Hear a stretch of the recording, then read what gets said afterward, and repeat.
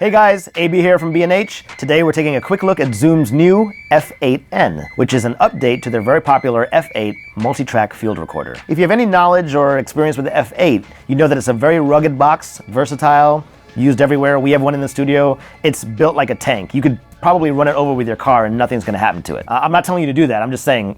You notice there's a mic cable here. This is the cable coming from my microphone. We're going into input 1, and all the audio you hear right now is coming from the microphone and the Zoom itself. Any ambient noise you might happen to hear is probably coming from the room because this is not a treated room. It's not acoustically perfect, so there is a lot of ambient sound in here, but we wanted to let you know that we're using the box so you can hear what it sounds like. What makes this different than the F8? Because if you look at this and you've seen an F8, they look pretty similar. And of course, on the outside, they're almost identical. Let's go over the features to see what really separates the F8n from its predecessor. Starting with the front panel, everything on the F8n is pretty much exactly like the F8. The only thing is that the screen has been improved on the F8n and it's a bit easier to read. Even at maximum brightness, I compared both and there's a little bit more clarity with the F8n. Otherwise, everything else that you see here is what you would see on the F8. Same thing with the side panels. 8 XLR TRS combo inputs located in the same places, 2 SD card slots, letting you record simultaneously for redundant backup. And of course, we have the USB port,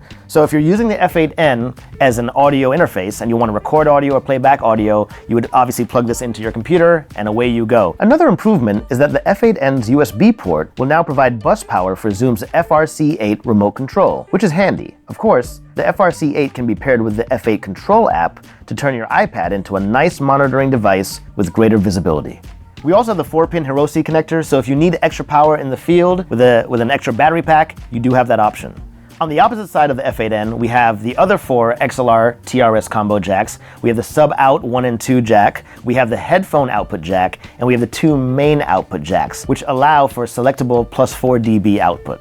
Once we get to the back of the F8n, that's where things change. The placement of the battery compartment is different on this unit than it is on the original F8. On the original F8, the batteries come out of a sled in the back of the unit, and you open multiple doors and you sort of replace your batteries and you slide it back in and you close it up and you're done.